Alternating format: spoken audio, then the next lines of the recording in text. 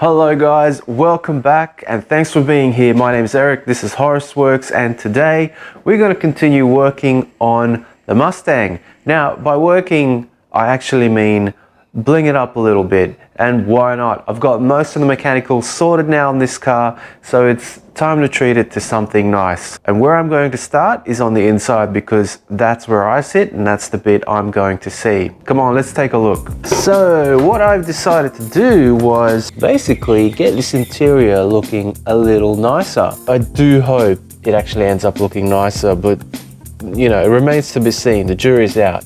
So what I want to do is get the buttons replaced on the doors and on the center console over here. This stuff straight out of the 80s by the looks of things, so let's see if we can make that look a bit better. Now to do that, what I've done is went and got myself a complete UPR billet kit, except for one little detail. This is a right-hand drive car, so my headlight switch looks like this, which is not what you guys have. You guys that have that little button that pulls in and out. So I don't have that, and UPR does sell a billet knob for the headlights, but they don't work on these. They work on your US-based cars. So I couldn't get the headlight button replaced, but I've got pretty much everything else here. I've got the knobs for the AC unit, I've got the cup holder trims, I've got all sorts of things. I've got buttons for the windows and the power steering, and I've got the pins for the doors, and I've also got this gauge cluster. So let's see if we can make this thing work, and more to the point, if it looks any good. I'm gonna do the whole lot, and then you can decide what you think looks okay and what you want to put on your car. All right, let's go. All right, so to start things off with, I'm gonna do something really simple, and the cup holder is about the easiest thing I can see. No real instructions here. You've got a little billet trim ring that slides into the cup holder, and I'm guessing that these things, while a lot smaller than the actual ring itself, are meant to go around here. But I gotta tell you, this is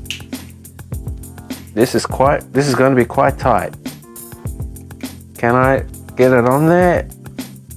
Ooh, yep. So they do go on. Just you're gonna need to use a little bit of force. There we go. So there you go. So you know you've got these rubber O-rings in place. So let's see if it fits into the car.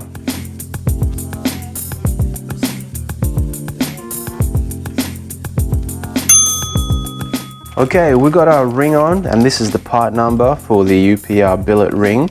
So that's done. So this cup holder will need this trim kit by UPR, and there is the number just there. So by the looks of things, we've got ourselves the billet piece over here, which goes on top like so, and then we've got a bunch of screws that we're going to have to put into this billet. So just bear in mind that you will need to drill into this. So once you modify this, you will be left with some holes. So yeah, maybe just check first that you're actually going to like this.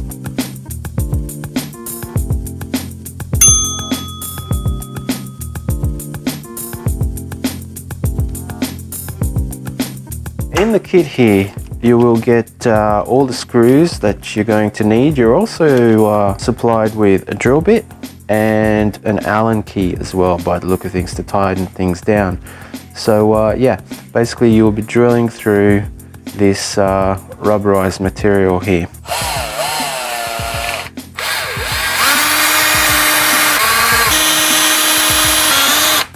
Alright, so from here on out, things are pretty simple. Just mount everything up, start attaching the screws, basically.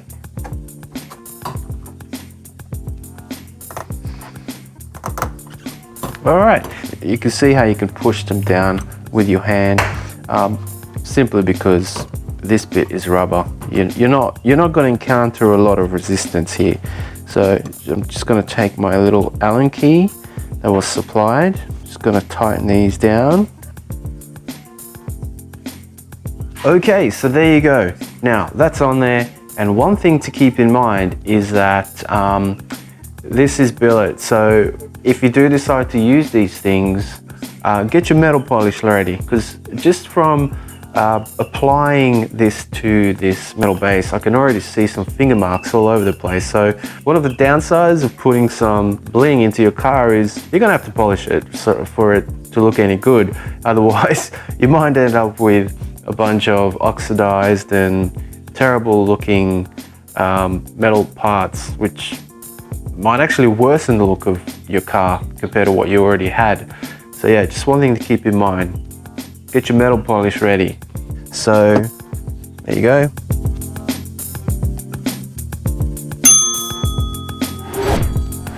Okay, so to replace these buttons, you're going to need this UPR kit.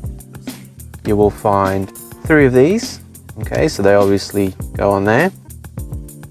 Some instructions to tell you what to do with these parts. When you order these knobs, you get to decide what color you want the illumination to be, and I've chosen blue. So they come with these tiny little plastic grommets that are blue basically. So this is what you've got to do to put these on. You will get 3 of these rubber O-rings, and you will also get 3 of these acrylic pieces or plastic pieces. So what you've got to do, so that little groove there is where you've got to put this O-ring. So simply slide that on. There we go. And you've got a beveled tall edge here, and you've got a short edge there. And what they tell you to do is press the short edge in first into this hole here, and the longer beveled edge will be the bit that goes out back. So this is what you want to do. You press it in like so, and then your blue button will be hanging out there. Now I'm finding that using my finger I can't get this all the way through, so just use a tiny little flat blade to push it all the way in, and then you're done. So take the old crappy plastic off and put the new one on. There we go. All right, one on, let's do the other 2.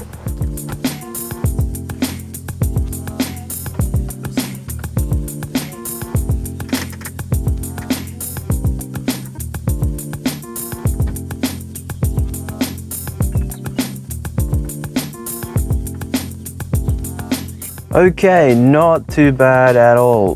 They kind of do help lift the cabin.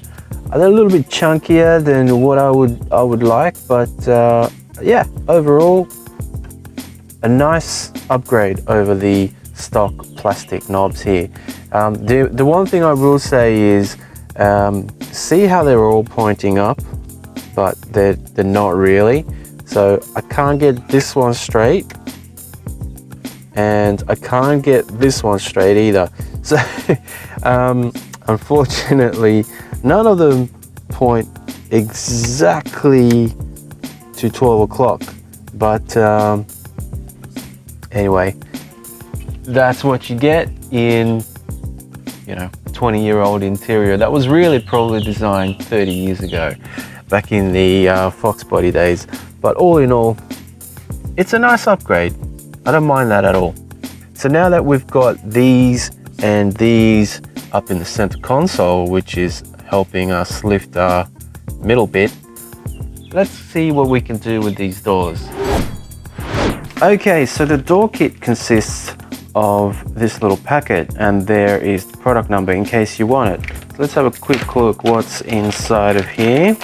So you get your little buttons for looks like both sides of the car, and we've got some instructions here as well. So let's see what this says. Alright, so it's telling us to use a little screwdriver, a flat blade screwdriver, much like this one, to pry underneath the buttons and lift them up. It looks like we've got some tabs underneath these plastic buttons, and then these just clip on. Now, just one small note, these are plastic buttons. that are 20 years old and made in the late 90s. So they're not the best quality plastic. So be super careful. You do not want to break the tabs that these plastic buttons attach to. If you do, yeah, you might not be able to put them back on. So just be really, really careful when you put these in. So I'm going to do my best here to get this off without getting in your way. But here is the replacement. So obviously where the indentation goes, this is the way you would drop these on. Also, the other thing to keep in mind with these kits is one of these buttons says L and U for lock and unlock, which obviously goes like so. And then one of these has up and down arrows, which obviously those, so don't mix these up. They are exactly the same. So you want to make sure you put the right one into the right spot. Now I'm going to cross my fingers here that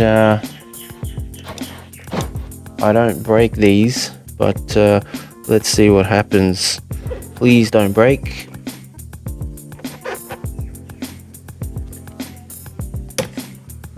Alright, so that one's okay. Just gonna drop this one on.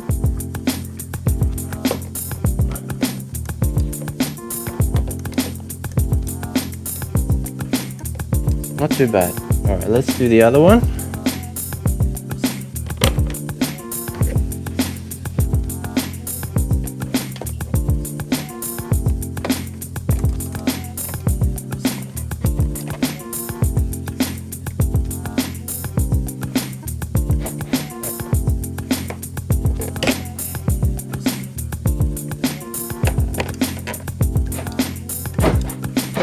Now with this directional button over here, it looks like it's a similar procedure and everything should just press into place. Clean the gunk out while you can.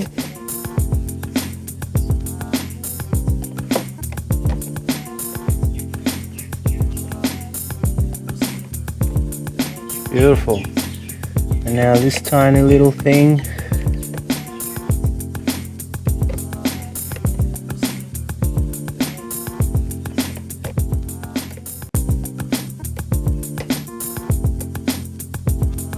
So there you go. I'm going to call that done. Here are the old plastic buttons and these are the new and improved billet buttons. Alright, I'm just going to go and do the other side too. Okay, so now that the buttons are done on both sides and looking good, let's turn our attention to the button over here. And these are the parts you're going to need if you want to replace this. So the billet piece that goes around the door pin is this product over here, and the door pins themselves are this product over here. So there they are, 2 door pins. No instructions with these, but I think it's pretty self-explanatory. We just need to stick something underneath there.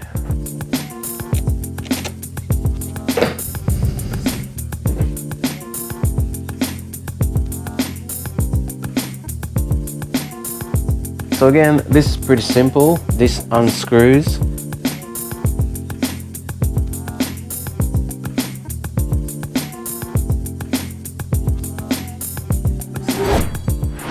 Okay, so now that all your door, blingy bits and your center console is all done and dusted, it's time to turn your attention to the steering wheel. And yes, there are billet bits for that as well. And really, the same kind of rule applies here. So the first thing you'll want to do is pry these off using a screwdriver. Obviously, you're being careful not to break anything. Again, you're dealing with very old, very dry, very brittle 1990s plastic. Did that work? Or did I just break it? Ah, there it goes. And I did break it. Check it out. So this is not going back on the car ever again. So what you want to make sure is that these rubber bits are still there, intact, and they haven't fallen out. And I'm told you just push these on.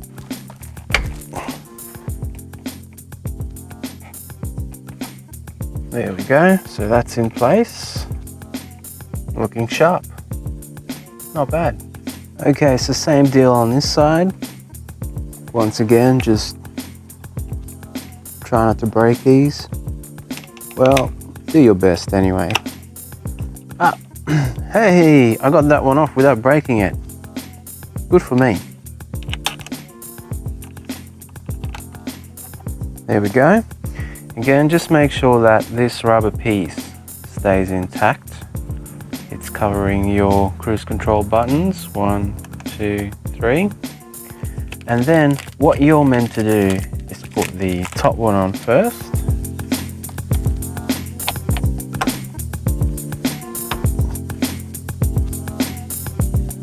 And now for the bottom part.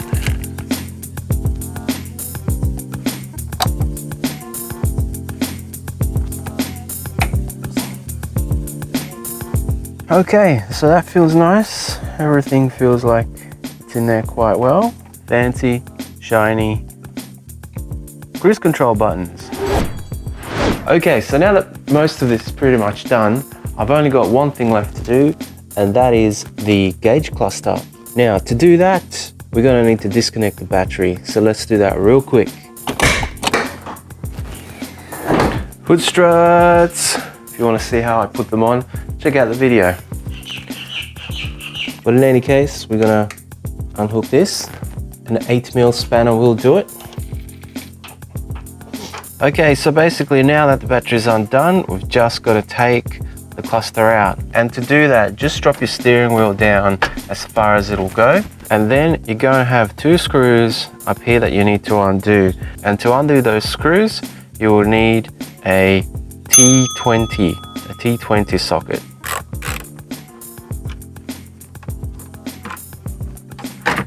And before you can pull this fascia out, you will have your light switch over here. This may be different if you're in the States, but yeah, mine's connected over here, so I'm just going to undo it real quick and pull this thing out. Okie dokie, so now that the fascia's out, really you're just dealing with more T20s, so just go around and undo these bolts. Shimmy this thing out of here. You've got a plug in the back, so just undo the plug. Oh, my mistake, 2 plugs, 1 on each side. There we go. She's out. All right, let's take this over to the bench.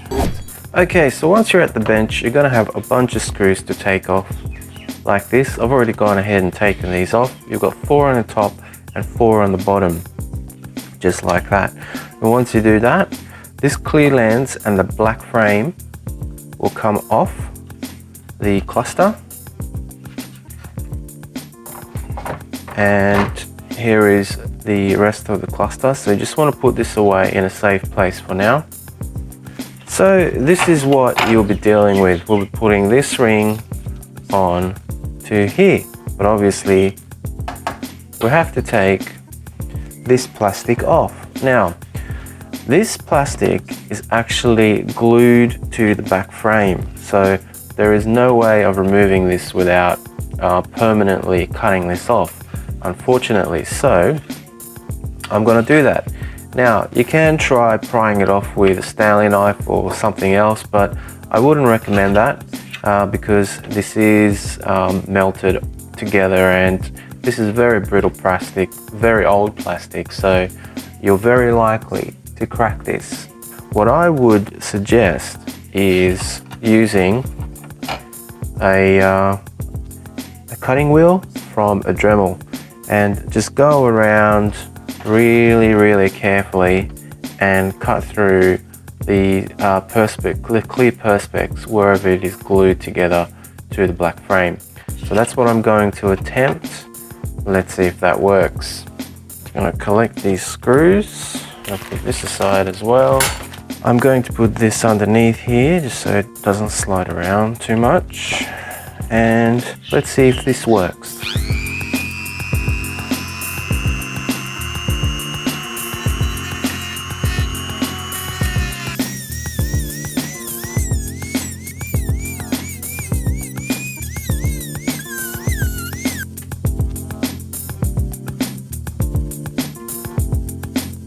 Okay, boy, is this thing brittle. I think I got away with it. There are a few tiny little cracks. There's one over there and another one there.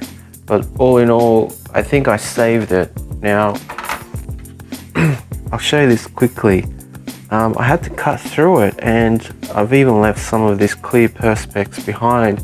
So there's no way you're going to get this clear perspex off by prying it off with a screwdriver or a Stanley knife. Now obviously once you got this off, this is permanent, so you're going to have to glue it back on. But I'm going to clean this up real quick, and then this will go in here and this will go in here, and then that'll go on just like that. So that's pretty cool. That looks nice. Now what I can see is there are these little indentations here which you know, you could possibly use by pre-drilling this black plastic and screwing this on, but honestly I wouldn't even attempt trying to drill through this and using screws. This thing is so brittle, and I'm pretty sure the screws would end up in the wrong hole, for once they sit back on, they would press against the face of the dials there.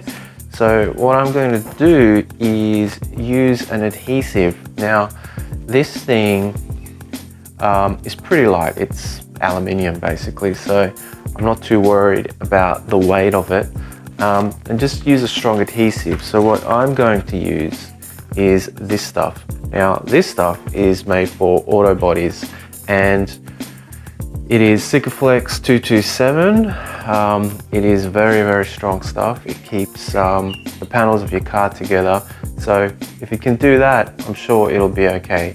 Now, one thing to keep in mind is to use this thing sparingly. So after a quick cleanup, it is good for metals, metal primers, paint coatings, and plastic. So it'll stick to paint, it'll stick to plastic, and of course metal and anything else. So I'm quite happy with that. Try this or use whatever you like, but this is what I've decided to use. Now when it comes to this stuff, a little bit goes a long way, especially when you're not dealing with anything heavy duty.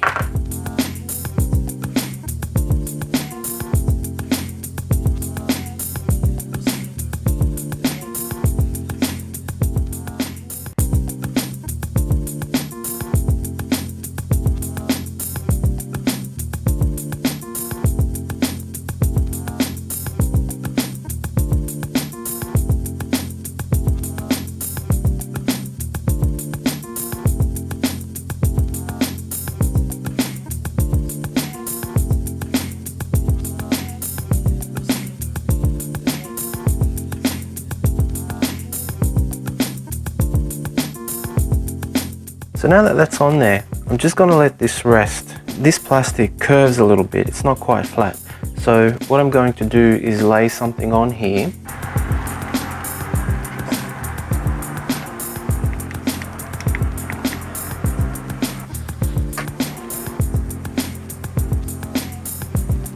Okay, there we go. So this is now resting, and in about an hour or two, I'll come back and I'll check how this has worked. Okay, so after a few hours of anxiously waiting for this thing, I'm finally ready to take these clamps off. And this is what I've got going on. So basically, I've got clamps and vices and even clothing pegs holding this ring to the plastic bezel, because this bezel has a slight curvature to it, or mine has anyway, and that's probably due to the heat over the years. It's warped slightly, and I'm about to take this off. So let's do this together, see if this worked. Okay, so here we go. I'm going to start by taking this clamp off. I'll get this peg out of the way. Okay, and now these two clamps. So 1, 2.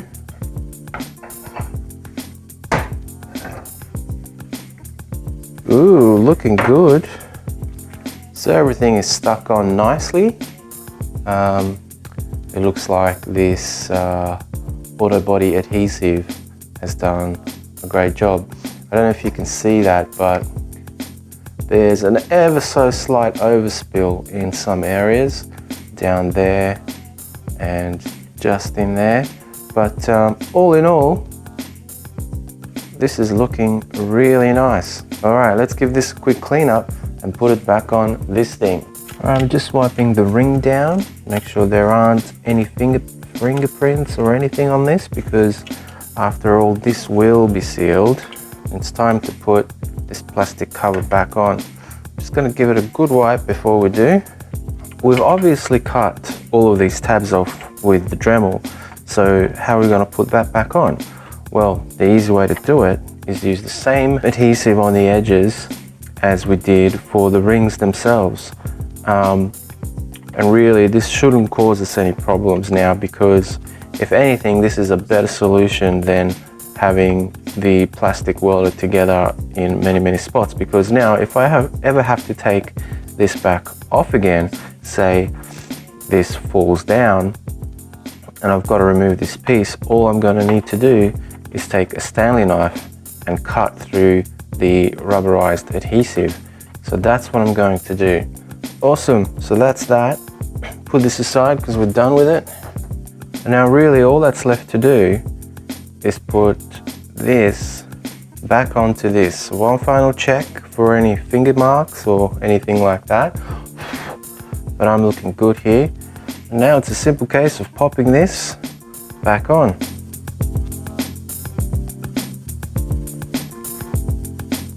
There we go. Now you don't even have to push down, don't squish it down. You don't need to. Gravity is doing all the work for you. And you can see all the sealant squishing out on the sides. Beautiful. All right. Again, I'm just going to let this thing rest for half an hour. I don't need it to be completely cured, because the screws will help lock this down for us anyway. So I just need it to set and cure for a little bit, so that if I accidentally touch it, it doesn't end up all over me. So yeah, I'll come back to this in about 30 minutes. Okay, so here we are back at the cluster about an hour later, because I had lunch. So everything is semi-dry now. Everything's looking pretty good. I would say it's not completely dry, but when I press on this, it's no longer watery, it's no longer gooey. It's got a nice rubbery feel to everything. So this thing is ready to go back on this. So what I'm going to do is move this aside for a second. I'm going to put this over here. I'm going to give it a quick vacuum. I'm just getting as much dust off it as I possibly can. I'm also going to go and do the same over here. So now that I know that these are as clean as I can get them, I'm going to join them together. Hey, look at that. I've got to say, that is looking very nice indeed. All right, let's put the screws in. So remember, 4 on the top and 4 on the bottom. Well, just look at that. That is a thing of beauty. All right, let's get this thing on the car. So the first thing you want to do is feed this back in and connect the 2 harnesses in the back. And then slide this puppy back in. There.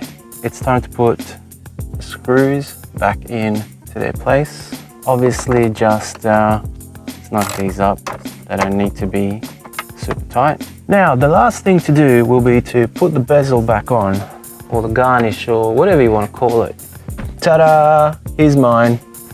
So clearly what I've done is painted mine black. This is purely optional, but you know what? I want to spruce this area up a little bit. I'm sick of all the beige in here, and I thought this might be a nice little touch.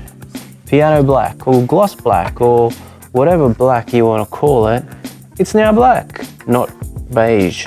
Reattach my headlight. There's a couple of tabs down the bottom here, so drop those in first. All right, and now the final 2 screws. Done. And looking good. Gotta say, looking good. Let's reconnect the battery and see what this thing looks like with some lights on it. I always love reconnecting batteries because you know you're done.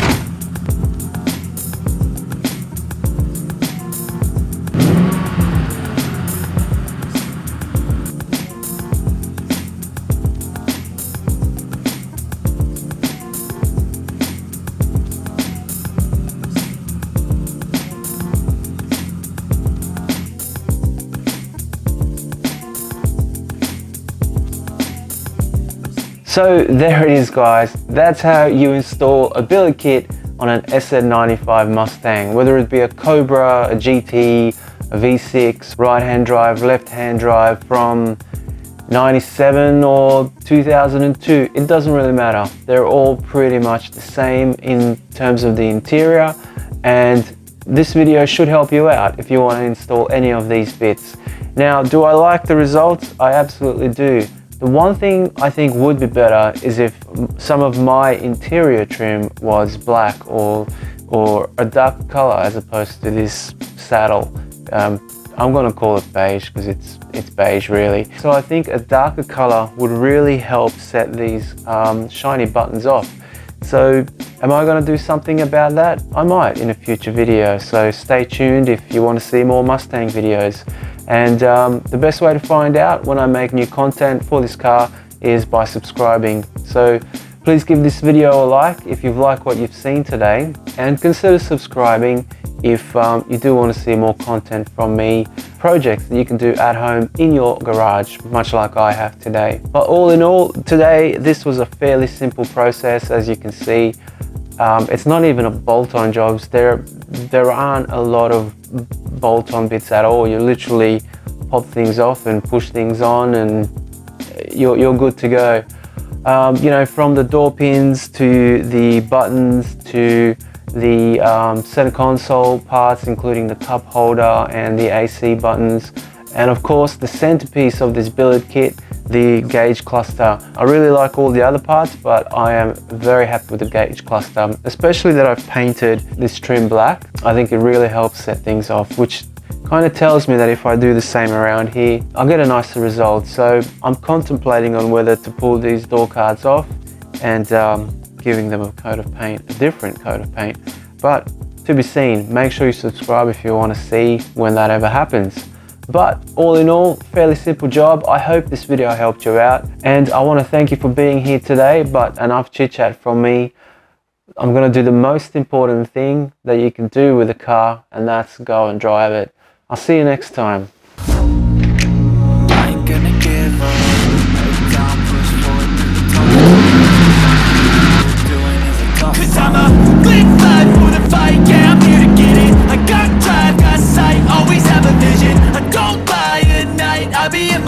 I'ma be fine, need time and I'll soon be winning. I can feel the blood creeping up from the heathens. Got will, got fight, got pride, got reason. If they wanna go eat, then you know I'm gon' feed them. If you're coming for me,